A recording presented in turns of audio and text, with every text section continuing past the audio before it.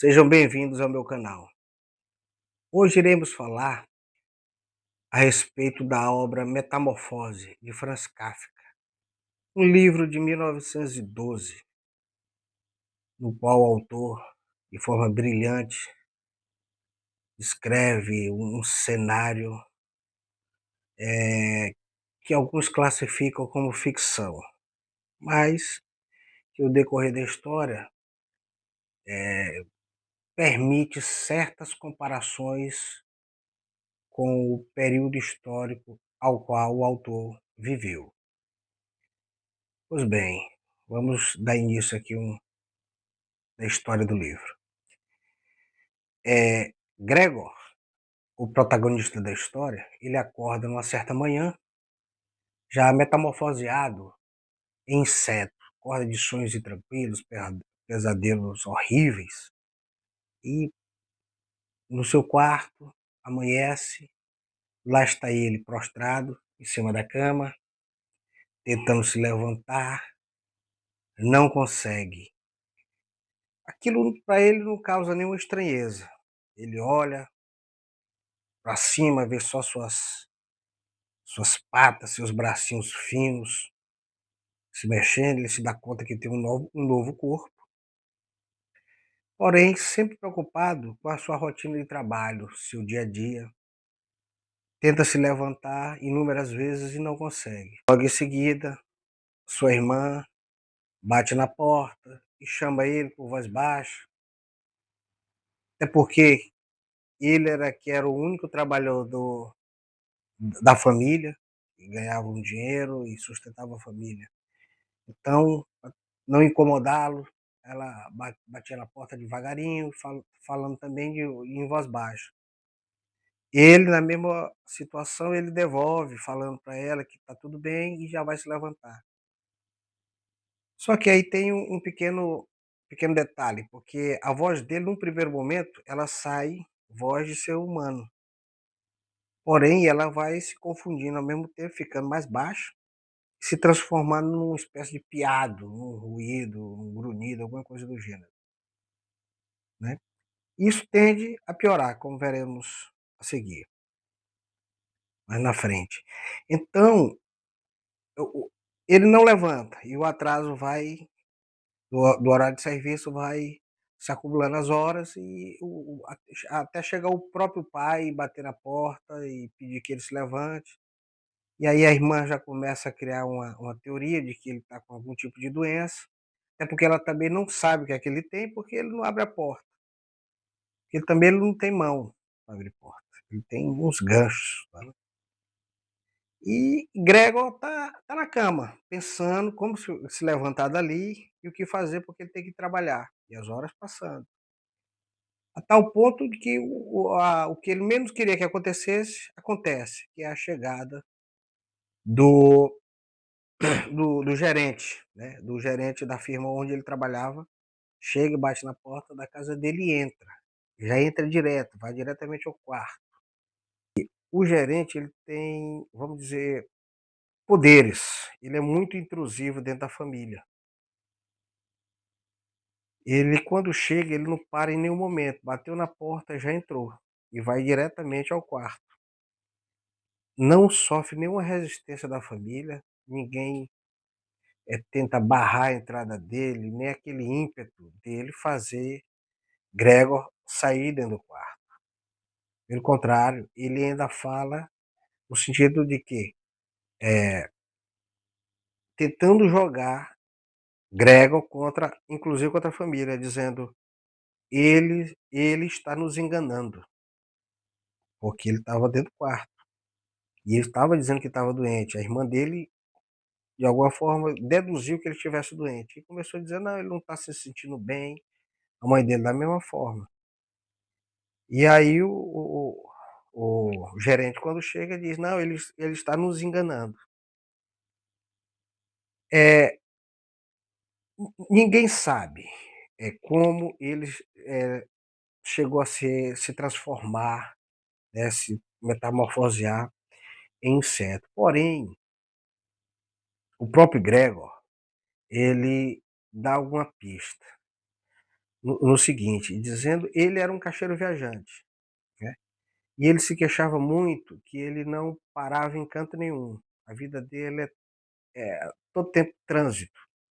Ele chegava em casa sempre preocupado com horários, sempre olhando, as conexões do trem, saindo cedo do serviço, para onde ia, para que hora ia chegar, pra que hora ia voltar, qual hotel ia ficar. Ele conta em certo momento que dava inveja quando ele saía do hotel e quando voltava ainda, tarde, encontrava o pessoal ainda tomando café da manhã. E ele nunca tinha feito aquilo, e ele achava aquilo muito bonito e tinha vontade de fazer aquilo, mas não tinha tempo. A vida dele era todo tempo correndo. Fora que a moral, a disciplina do trabalho estava tão arraigada nele, que ele não conseguia mais ver o mundo de outra forma. Ele só olhava o mundo dessa forma, pela ótica do trabalho. Ela era horários, quando chegava em casa não sociabilizava com a família, dormia cedo, e sempre isolado no quarto dele. Mal ele almoçava, não tinha tempo para passear com a família. Era um isolamento completo. Sempre na ideia de se preservar para no outro dia estar pronto para o serviço.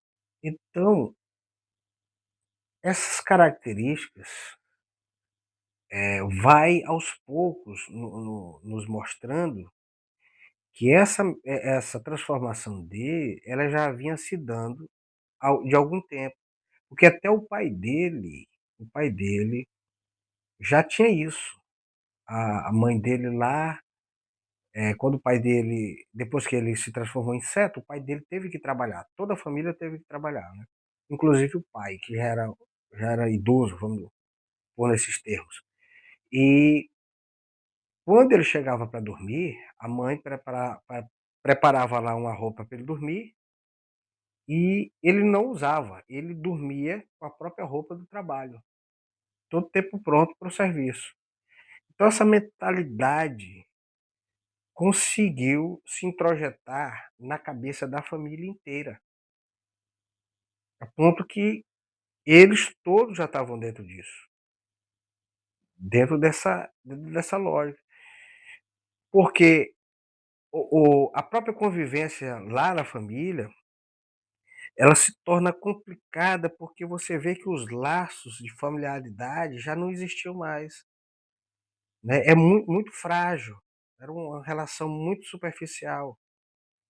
Lembrando que essa essa família, que o família de Gregor, ela não é uma família de cristã, né.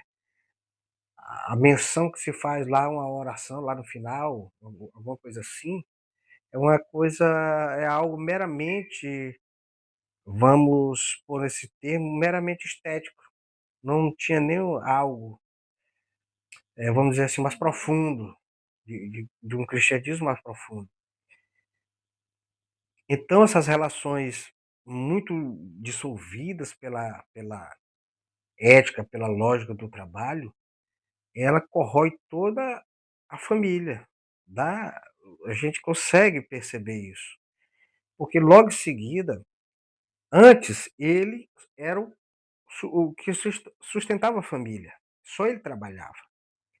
Tinha um sonho, a irmã dele tocava violino e ele um dia pretendia botar, ela numa escola de violino para aprender a tocar bem e se profissionalizar na coisa. O pai dele, ele entrou nesse serviço porque o pai dele devia uma grana para essa empresa e não tinha como pagar. E ele vai e assume a tarefa de honrar a família. Porém, quando ele cai prostrado, vamos dizer assim, já transformado dentro do quarto, a família, de certa forma, vai vagarosamente abandonando ele. A única que ainda tem mais uma certa humanidade com ele é a irmã dele. Mas isso vai se perdendo ao pouco, a ponto que lá no finalzinho, ela já muito zangada diz: "Olha, vamos dar um basta nisso aí, isso aí já deu", né, porque a comunicação com ele já estava muito difícil. A família falava com ele baixo, com medo de incomodar ele, e ele falava mais baixo ainda, com medo de incomodar a família, sendo que ele não tinha voz. A comunicação era ininteligível, era ruído, mas mesmo assim ele tinha a preocupação de não fazer muito ruído, muito barulho, para não incomodar a família, tá certo? Então, essa é a vida que da família. Isso vai piorando cada vez mais o sistema de isolacionismo que a família vai criando entre ele, Gregor e a família, o restante da família. Ele dentro de um quarto, não sai de dentro do quarto por nada. Às vezes que ele tentou sair, foi posto a pancadas para dentro do quarto, bengalada. O pai dele jogou uma maçã dele lá, que em tese feriu a barriga dele. E essa transformação vagarosa dele em inseto, ela se dá a gente observa de várias formas. No primeiro momento, a irmã dele entra no quarto e traz uma alimentos, comida boa, comida fresca. E ele come aquilo. Num segundo momento, ela traz, ele já não quer aquilo. Ela traz, deixa lá no chão, ele e volta para vir buscar as vasilhas lá e tá tudo cheio. Ela já traz uma comida azeda, estragada. Aí ele se lambuza. E ele fica, quando ela traz a comida, ele fica doido para avançar na comida. Só que ele fica com medo de assustar a irmã e fica debaixo da cama. Mas quando a irmã sai, é uma sujeira só. Cai para dentro das panelas com vontade. Come tudo, né. E a irmã vai trazendo. Com o passar do tempo, ele já abusa daquilo, daquela comida. Então ele vai se tornando um fardo com isso. E ao mesmo tempo que vai se tornando um fardo, a voz dele vai se acabar por completo, entendeu? Mas ele, apesar de tudo aquilo, ele continua pensando, ele não projeta o pensamento dele. Na verdade, ele projeta, por exemplo, quando a irmã e a mãe tentaram tirar a mobília do quarto dele, e ele avança contra a mãe, se não me engano, não, contra a irmã, e aquilo é entendido, porque ele utilizou aquela forma de expressão ali, para não levar os objetos dele, porque ele queria o quadro que ela tirou da parede. E a irmã tentou tirar o quadro da parede para dar espaço para ele andar na parede, né. E aí teve esse mal entendido.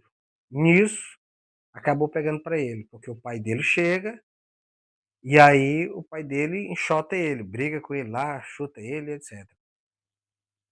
Certo. Então, mas ele continua pensando, né, ele continua pensando, vendo tudo aquilo ali e analisando a situação dele.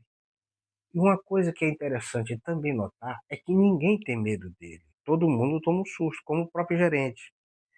O gerente com muita luta lá conseguiram abrir o próprio Gregor abre a porta, né, e o gerente observa ele, só toma susto, todo mundo toma susto. Nem o próprio Gregor transformado, ele não tem medo daquilo, aquilo não causa horror, uma estranheza a ele.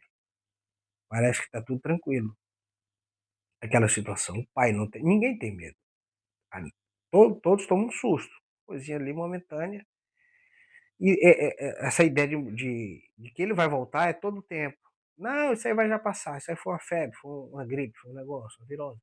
Vai já passar, ele vai já voltar a ser um ser humano. Quando não, ele já está naquele estado dele ali por completo, né, e ele tem uma briga muito grande para se adaptar àquele novo corpo, né.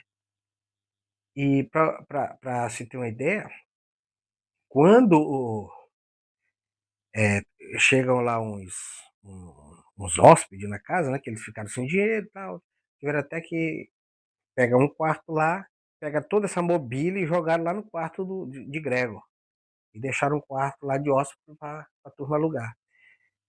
E assim é feito. E numa dessas situações, uma das empregadas lá da casa, ela deixa a porta entreaberta e esses 3 inquilinos observam. Não, o Gregor fica observando eles primeiramente.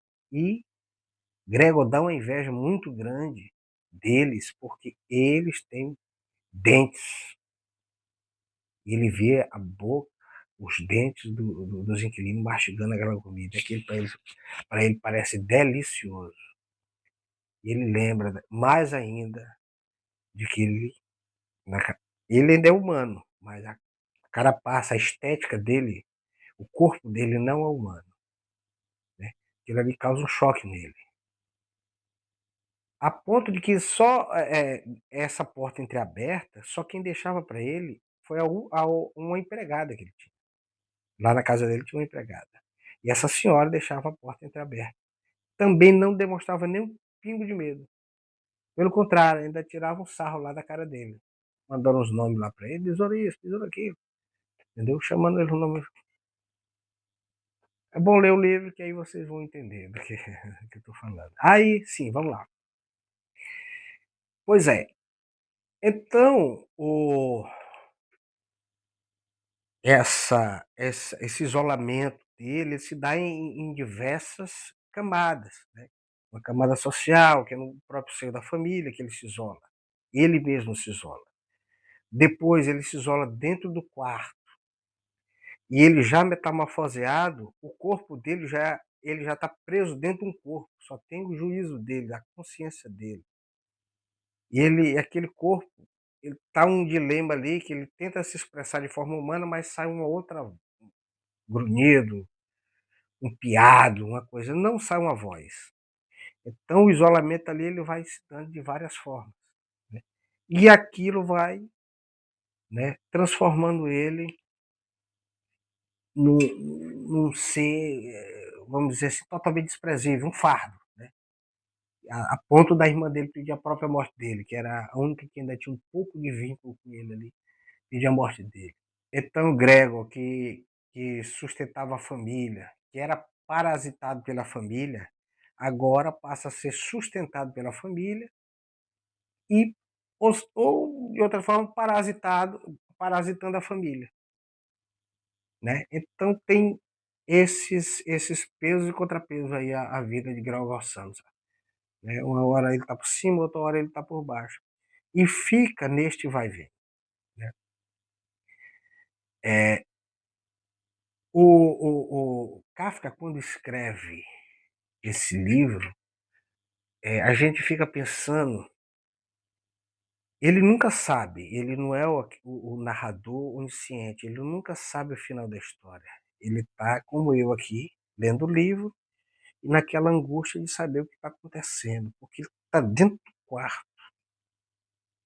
Ele narra de cima do ombro, de cima de um capacete aqui, numa GoPro na cabeça, não sei, mas ele está dentro do quarto, ele não sai dentro do quarto. Tudo que ele vê é pela fresta, é pela janela, que um inseto vai lá e olha, e aquilo tudo que para ele, quando ele andava, ele poderia sair do quarto, era antipático. Oh, todo dia eu vejo essa paisagem, agora aquilo ali, tudo para ele é novidade, ele tem vontade de estar ali naquela janela. Então, ele é um narrador que ele não sabe o que tem, para além do campo de visão dele ali, que depende dos outros, não dele. Né? Então, o Kafka, para fazer esse livro, essa metamorfose aqui, ele amplia e cria todo um leque de ferramentas que dizem que é ficção. Por um lado, é ficção, mas se você olhar, né, a Alemanha e a própria União Soviética, mais tarde, nos seus campos, cada um correlato do outro vai mostrar que o Kafka não estava muito ficcionista, não. Ele sentiu, ele previu a sensibilidade do escritor, alguma coisa ali, né? Que ele criou até esse jogo de, vamos dizer assim, de ambiguidades, está dentro, está fora e está dentro. Tudo isso é parte de um mecanismo maior, né, de exceção, de exclusão. Mas Sugestiono a todos que leiam Franz Kafka, A Metamorfose, leitura imprescindível. Agora eu digo a vocês, precisa persistência para ler esse livro. Ele não é um livro de fácil leitura, só que ele é um livro pequeno, fininho, né? Mas é denso. Cada linha, cada que você vai lendo ali é uma pancada que você vai recebendo. Causa muitas reflexões e é indispensável. Quem gostou, dá o like. E se alguém tiver alguma dúvida, pode pôr no comentário abaixo, que assim que puder, eu vou procurar responder da melhor maneira possível.